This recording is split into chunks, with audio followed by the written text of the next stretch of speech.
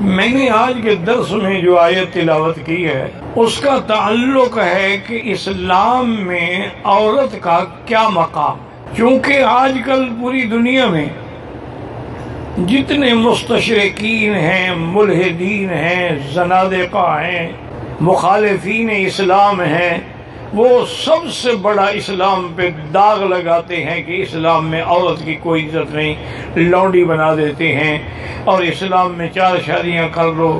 یعنی اتنا انہوں نے بدنام کرنے کی کوشش کی ہے کہ جس کی کوئی انتہا نہیں، حالانکہ یہ محض پراپگنڈا ہے۔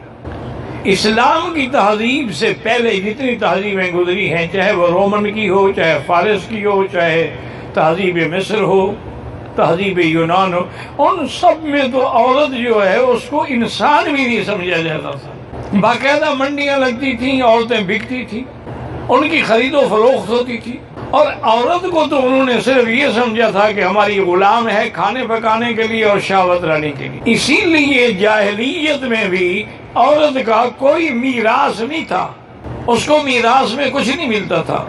حق المہر کا نام تو لیا جاتا تھا لیکن عورت کو کبھی حق المہر ملتی نہیں تھی۔ یہ اسلام ہے جس نے آ کر عورت کے حقوق کی حفاظت کی، عورت کے میراث کا تعین کیا کہ وہ والد کی جائیداد سے بھی میراث لے گی اور خاوند سے بھی میراث لے گی۔ عورت کے حق المہر کا فیصلہ کیا کہ وہ حق المہر خالص عورت کا حق ہے، اس میں اس کے والدین یا رشتہ داروں کا کوئی تعلق نہیں۔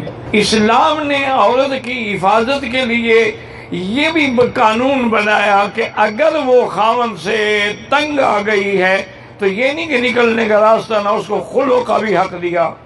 اسلام نے عورت کے مراتب مقین کیے کہ یہ وہ ماں کے درجے پہ ہوگی یا بیٹی کے درجے پہ ہوگی یا بہن کے درجے پہ ہوگی یا بیوی کے درجے پہ ہوگی۔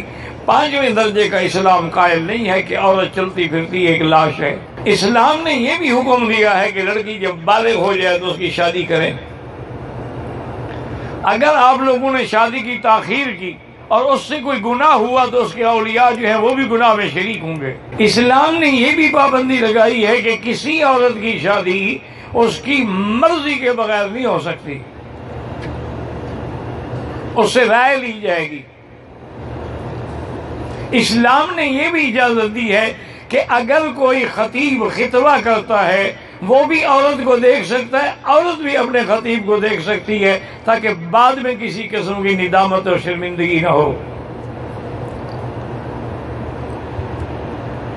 اسلام نے یہ بھی ذمہ داری رکھی کہ خاوند پر یہ ذمہ داری ہے اس کے نان کی، نفقے کی، سکنہ کی، گھر کی، رہائش کی تمام ذمہ داری خاوند پر ہے، یہ نہیں کہ عورت کما کے کھلائے۔ اور یاد رکھیں کہ اسلام نے عورت کو اتنا بڑا مقام عطا فرمایا ہے، آپ دروشی پڑھیں تو میں عرض کروں کہ اسلام میں سب سے پہلے ایمان لانے والی بھی عورت ہے،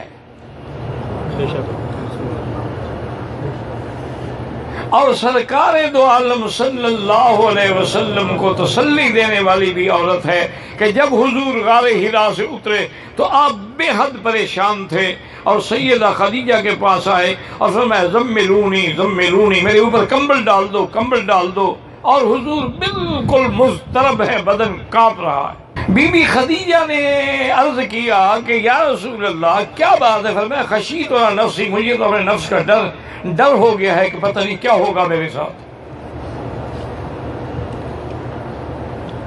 انہوں نے کہا بات کیا ہے حضور؟ نے کہا ایسے ایک آسمان سے ایک فرشتہ اترا، ایسے مجھے بھیجا، یعنی ایک لمبی جو تفصیل ہے۔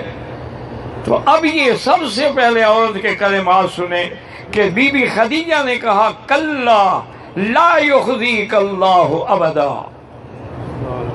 انہوں نے کہا حضور کیوں گھبراتے ہیں، آپ کو اللہ کبھی رسوا نہیں کریں گے۔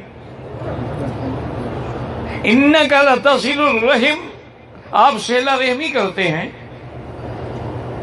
وتنوب فی نوائب الحق، اور آپ مسکینوں کی مشکلات میں مدد کرتے ہیں، آپ غریبوں کا بوجھ اٹھاتے ہیں، آپ کو اللہ کبھی رسوا نہیں کریں گے، آپ بالکل نہ گھبرائیں۔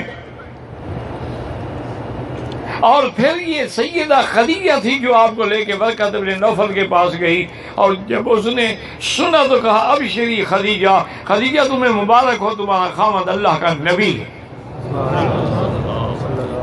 یعنی اسلام نے کتنی بڑی عظمت ہے کہ میرے نبی کی نبوت کی پہلی گواہ بھی عورت ہے۔ جو کہتے ہیں اسلام میں عورت کی گواہی کا اعتبار نہیں، یہ جاہل لوگ ہیں، نہ اسلام کو سمجھتے ہیں نہ اسلام کو پڑھتے ہیں، محض اعتراض کرتے ہیں۔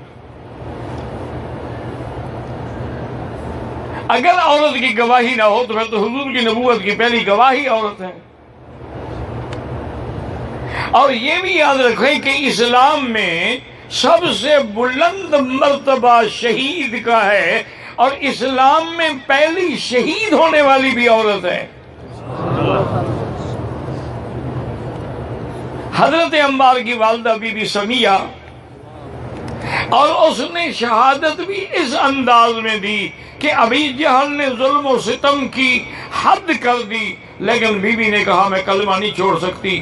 آخر اس ظالم نے پتہ ہے کیا کیا؟ بی بی کو لٹا دیا، ایک ٹانگ میں رسا باندھا، ایک اونٹ کے گلے میں ڈالا، دوسری ٹانگ میں رسا باندھ کے دوسرے اونٹ کے گلے میں ڈالا، اور اپنے غلاموں سے کہا جب میں اشارہ کروں تو اونٹوں کو بھگانا ہے۔ اونٹوں کو بھگایا گیا تو بی بی دو ٹکڑے ہو گئے۔ یہ سب سے پہلی شہید جو ہے اسلام میں وہ بھی عورت ہے، بی بی سمیہ۔ اور اسی طرح یاد رکھ لیں کہ اللہ تعالیٰ نے عورت کو اتنا بڑا مقام دیا ہے۔ حضور نے فرمایا قبل من الرجال کثیرون، میرے آقا نے فرمایا کہ مردوں میں تو بڑے کامل گزرے ہیں، لیکن عورتوں میں آپ نے فرمایا کہ آسیۃ زوجۃ فرعون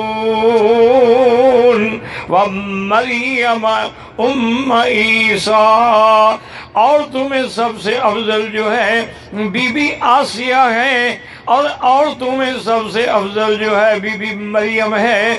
اور فرمایا فضل عائشہ علی النساء کفضل السرید علی الطعام، بخاری کی حدیث ہے۔ آپ نے فرمایا عائشہ کی فضیلت تو ایسے ہے جیسے عربوں کے نزدیک سرید سب سے محبوب طعام تھا، فرمایا جیسے طعام میں سرید کی فضیلت ہے ایسے عائشہ کی سب پر فضیلت ہے۔ اور یاد رکھو یہ بی بی عائشہ وہ عائشہ ہے ابو ہریرہ، عمرو بن العاص، عبداللہ ابن عمر، ابی موسیٰ اشعری اور سینکڑوں صحابہ اور 150 تابعی آپ کے شاگرد ہیں، یہ بھی عورت ہے۔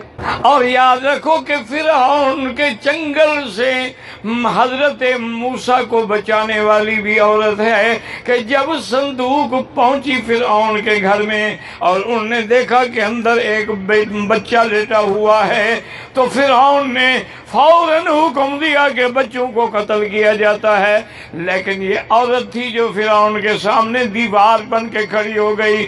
فرمایا لا تقتلوه عسى ان ينفعنا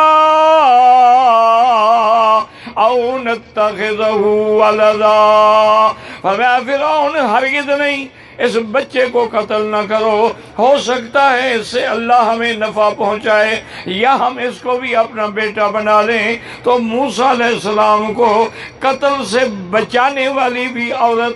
میری بیٹیاں تمہارا تو بہت بڑا مقام ہے، تم اگر اپنے آپ کو بلا وجہ فیشن کی دوڑ میں شریک کر کے ایک چلتی پھرتی لاش بنا لیتی ہو تو پھر اس میں اسلام کا کیا قصور ہے؟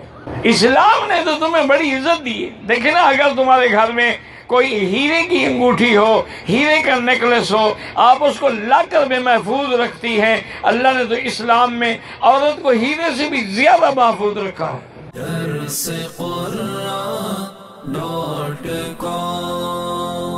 www.darsequran.com